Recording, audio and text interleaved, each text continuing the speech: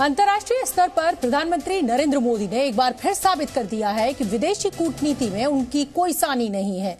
आज भारत को कतर में एक बड़ी कूटनीतिक जीत मिली है, एक ऐसी जीत जो आज से पहले कभी नहीं हुआ था। प्रधानमंत्री मोदी की कोशिशें रंग लाई और कतर ने 8 भारतीयों को रिहा कर दिया, जिसमें से 7 भारतीय देश वापस लौट आए हैं और 1 भारतीय को भी जल्द ही भारत लाया जाएगा।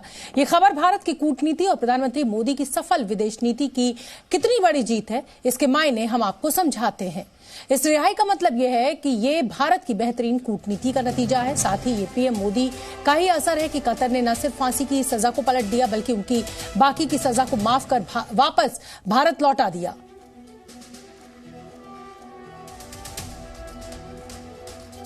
तो चलिए अब आपको सुनवा देते हैं कि जो पूर्व नौसैनिक कतर से रिहाई के बाद भारत पहुंचे हैं, उनका क्या कुछ कहना है। 8 में से 7 भारतीय बीती रात ही कतर से हिंदुस्तान वापस लौट आए हैं। वापस इंडिया पहुंच गए हम सेफ एंड साउंड, और definitely honourable prime minister Shri Modi को धन्यवाद करना चाहेंगे कि उनके पर्सनल इंटरवेंशन से ये पॉसिबल हुआ।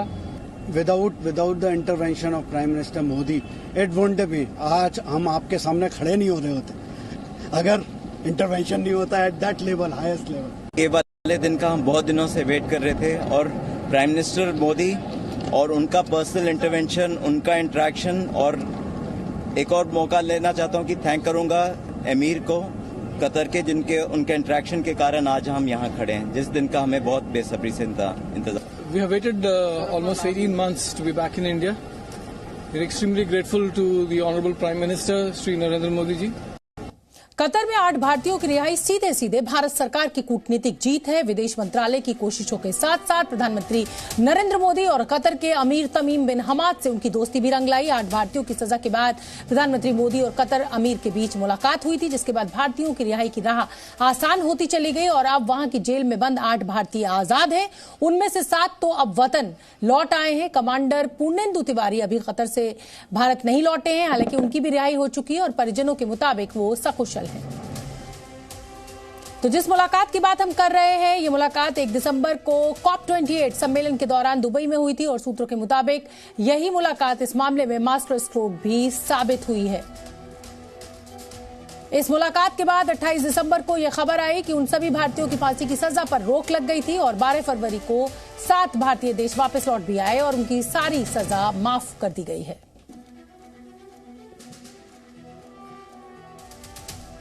विदेश सचिव ने भी आज प्रेस कॉन्फ्रेंस में कहा कि प्रधानमंत्री नरेंद्र मोदी ने इस मामले में सभी घटनाक्रमों की खुद निगरानी की है और ऐसी किसी भी पहल से कभी पीछे नहीं हटे, जिससे कि इन पूर्व नौसैनिकों की घर वापसी सुनिश्चित हो सके। मोदी जी व्यक्तिगत रूप से इस विषय का जो लेके सुपरविजन करते रहे हैं और उनके सशक्त नेतृत्व का प्रमाण ही है ये एक प्रकार से, और संबंधों की सशक्तता को भी दर्शाता है कि 8 भारतीय नागरिकों में से दालधारा केस के 7 नागरिक इस समय अपनी भारत भूमि पे वापस लौट गए हैं। जी न्यूज संवाददाता प्रणय उपाध्याय न्यूज रूम से मेरे साथ लाइव जुड़ रहे हैं। प्रणय, ये भारत सरकार की कूटनीति की जाहिर सी बात है कि एक बड़ी जीत है, लेकिन अगर मैं भारत और कतर के रिश्ते की अहमियत समझते हुए इस फैसले को देखूं, इसे समझूं, तो इसे कैसे समझा जा सकता है? देखिए, इसे कई चरणों में और कई परतों के अंदर समझा जा सकता है शोभना। भारत और कतर के बीच में दोनों के संबंध खाड़ी देशों के लिहाज से महत्वपूर्ण है, ऊर्जा संबंधों के लिहाज से महत्वपूर्ण है।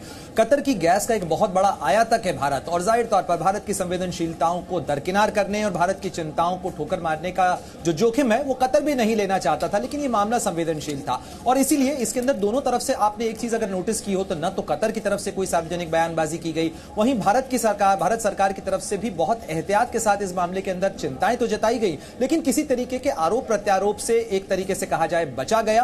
और साथ ही जो परिवार हैं उन लोगों को भी कहा गया कि इस मामले के ऊपर सार्वजनिक बयानबाजी न की जाए, यानी सार्वजनिक बयानबाजी न होने का मतलब है साइलेंट डिप्लोमेसी के लिए जगह छोड़ना। कई चरण के अंदर इसके अंदर कार्रवाई हुई है शोभना, जिसके अंदर मैं आपको बता दूं कि अक्टूबर और नवंबर का जो महीना था वो बहुत महत्वपूर्ण था, क्योंकि अक्टूबर के महीने के अंदर अक्टूबर 2023 में ही अदालत से फैसला आया था कि सजाए मौत दी जाएगी। वहीं अक्टूबर के महीने में ही कतर एयरवेज को जीएसटी जो intelligence director general of GST intelligence है, उसने 57,000 करोड़ के टैक्स इवेजन का एक नोटिस भी दिया था। साथ ही ईडी की छापेमारी की कार्रवाई भी कतर एयरवेज के ऑफिस में नवंबर में हुई थी। साथ ही $78 बिलियन की जो एक गैस डील है, उसकी कवायद को भी आगे बढ़ाया गया था।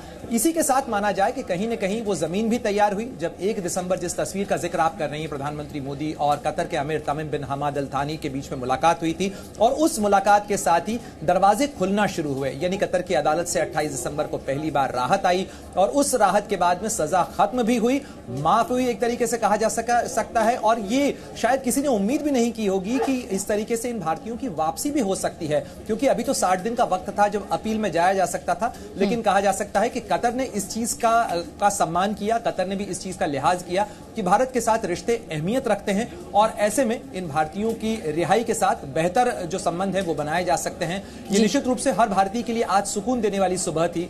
बिल्कुल, और बहुत ही सुकून देने वाली तस्वीर भी थी जब ये 7 भारतीय लौटे, और अभी 1 भारतीय बचे हुए हैं, वो भी लौटेंगे। जी न्यूज़।